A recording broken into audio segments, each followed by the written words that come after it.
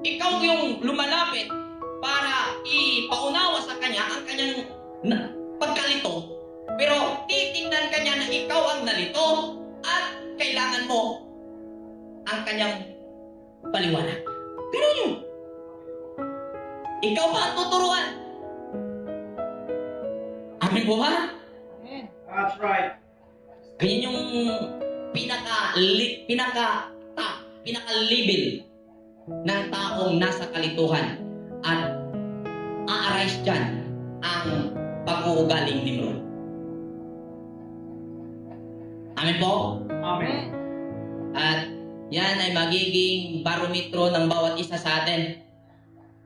Pag tayo po ay nakakaramdam na mayroon na tayong kilos na ganon, mag-isip ka at mag-meditate ka.